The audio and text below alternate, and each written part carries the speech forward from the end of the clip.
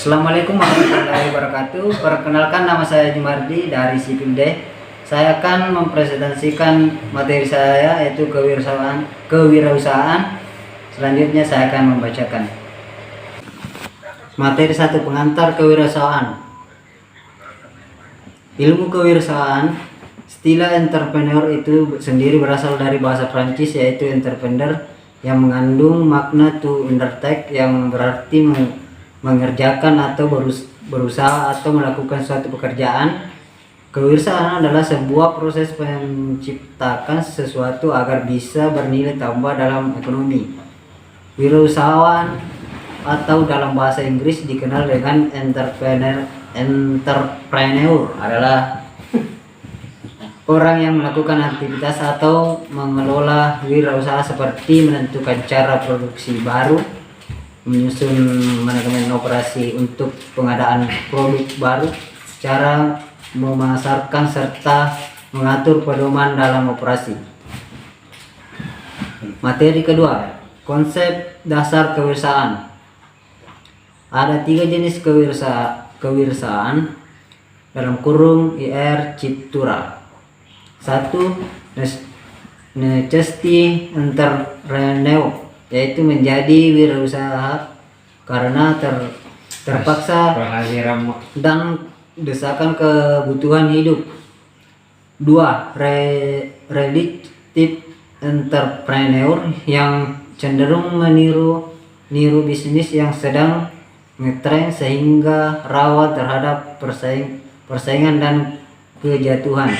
3. Inovatif entrepreneur, wirausaha inovatif yang terus berpikir kreatif dalam melihat peluang usaha dan meningkatkannya. Langkah awal menjadi wirausaha: 1. Berani memulai. 2. Berani menanggung resiko dalam kurun tidak takut rugi. 3. Penuh perhitungan. 4. Memiliki rencana yang jelas. 5. Tidak cepat puas dan tidak putus asa. 6. Optimis dan penuh keyakinan. 7. Memiliki tanggung jawab. 8. Memiliki etika dan moral. Materi ketiga, pengembangan entrepreneurship.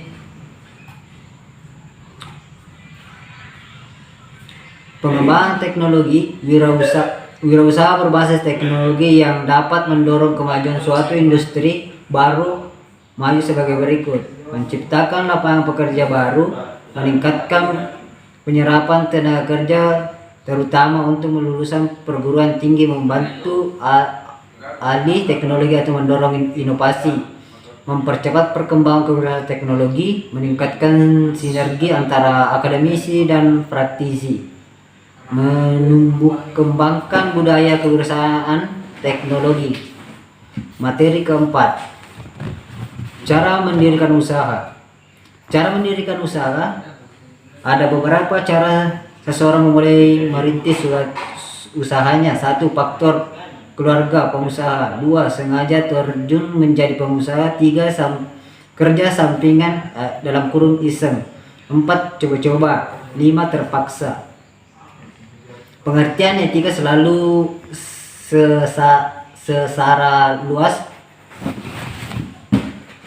Etika adalah tata cara berhubungan dengan manusia lainnya. Karena masing-masing masyarakat beragam adat dan budaya, etika sering disebut sebagai tindakan mengatur tingkah laku atau perilaku manusia dengan masyarakat.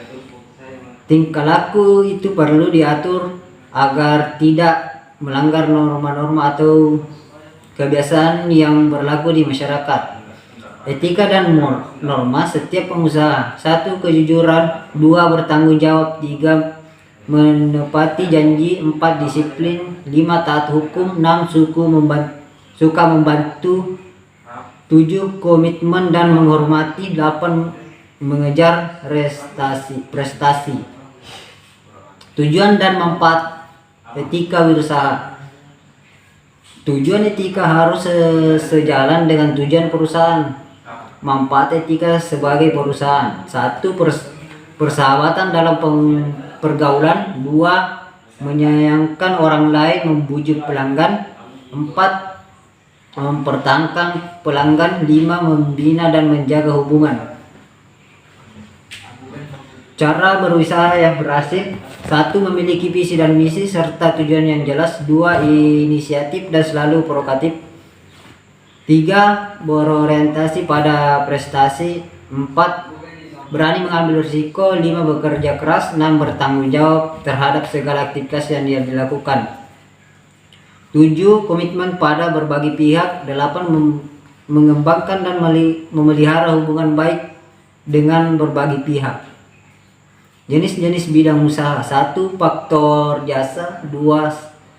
Sektor industri, sektor tambang, sektor kelautan, sektor perikanan, sektor percetakan, sektor seni, sektor usaha, dan lain-lain. Jenis-jenis izin usaha. Dokumen yang diperlukan oleh suatu usaha: 1. Tanda daftar perusahaan.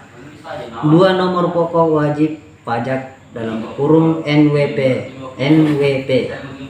3. Bukti diri (KTP atau KK).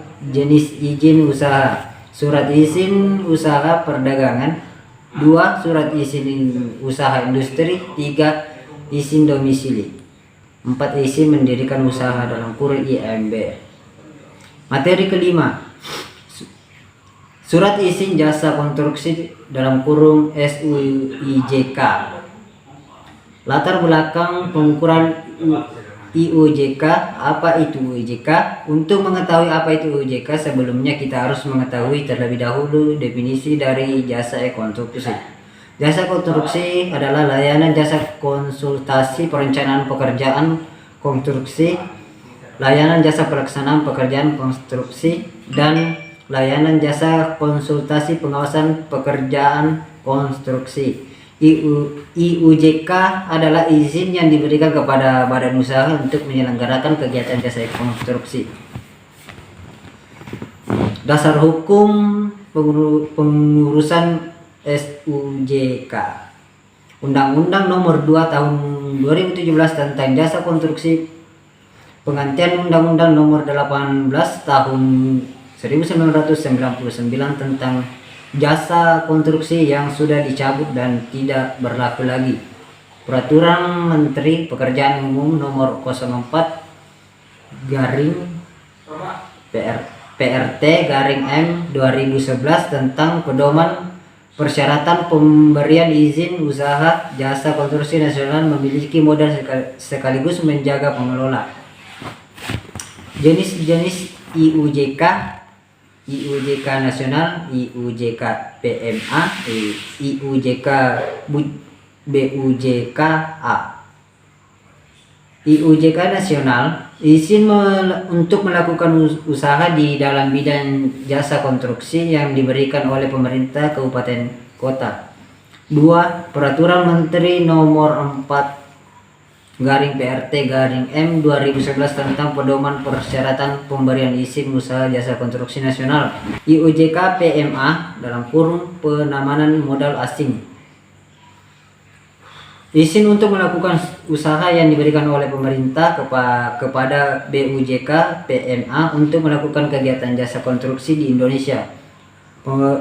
Peraturan Menteri Nomor 03/PRT/M 2016 tentang petunjukan teknis pemberian izin usaha jasa konstruksi penamanan modal asing. IUJK BUJK (Badan Usaha Jasa Konstruksi Asing). Izin perwakilan adalah izin untuk melakukan usaha yang diberikan oleh pemerintah kepada BUJK-A untuk melakukan kegiatan jasa konstruksi di Indonesia. Peraturan Menteri Nomor 10/PRT/M 2015 tentang pedoman persyaratan pemberian izin perwakilan badan usaha jasa konstruksi asing. Syarat pengurusan IUJK: 1. Sertifikat keahlian (SKA) atau sertifikat keterampilan (SKT). 2. Kartu tanda anggota (KTA) asosiasi. 3. Sertifikat badan usaha dalam kurung SBU.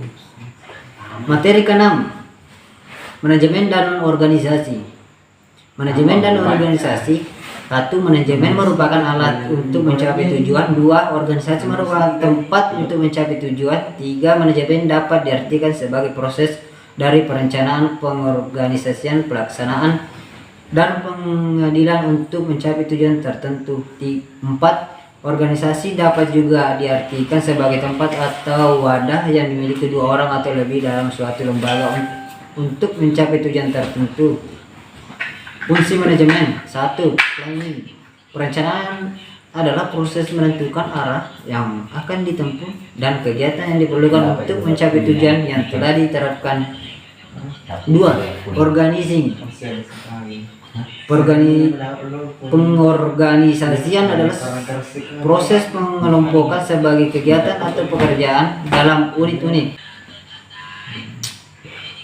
Bentuk organisasi berdasarkan hubungan wewenang.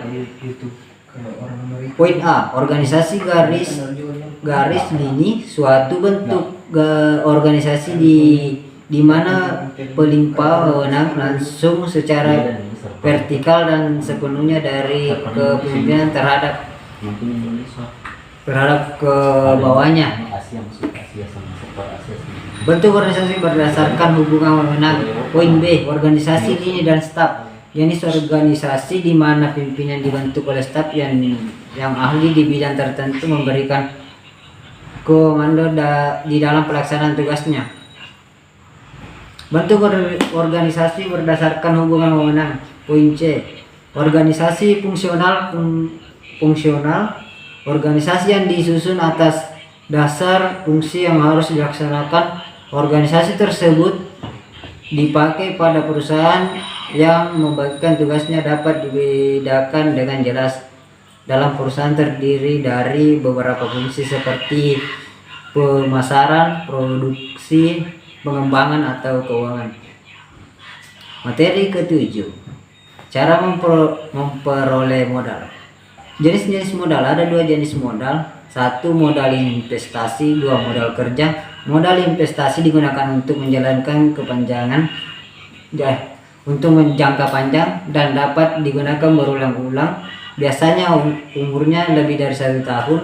Modal kerja digunakan untuk jangka pendek dan beberapa kali pakai dalam satu proses produksi. Sumber modal. 1. Modal sendiri adalah modal dari pemilik usaha. 2. Modal asing adalah modal dari luar perusahaan. 3. Pembiayaan suatu usaha dapat diperoleh secara gabung, modal sendiri dengan modal pinjaman. 4. Modal asing atau modal pinjaman adalah modal yang diperoleh dari pihak luar perusahaan dan diperoleh dari pinjaman. Sumber dana dan asing. Modal asing. 1. Pinjaman dari dana perbankan, baik bank swasta, pemerintah, dan perbankan asing. 2. Pinjaman dari lembaga keuangan seperti perusahaan pengadaian modal, venture, asuransi, leasing, dan pensiun, koperasi atau lembaga pembiayaan lainnya. 3. Pinjaman dari perusahaan non keuangan. Kelebihan dan kekurangan modal sendiri. Kelebihan modal sendiri. Poin A atau A. Tidak ada biaya, bunga, atau administrasi. B. Tidak tergantung kepada pihak lainnya, artinya perolehan dana diperoleh dari sektor pemilikan modal. C. Tanpa memerlukan persyaratan yang rumit dan waktu yang relatif lama. D. Tidak ada keharusan pengambilan modal. Kekurangan modal sendiri. 1. Jumlah terbatas. 2. Perolehan relatif lebih ulit. 3. Kurang motivasi. Baik, sekian dan terima kasih. Itulah tadi hasil materi saya, materi kewirausahaan. Assalamualaikum warahmatullahi wabarakatuh.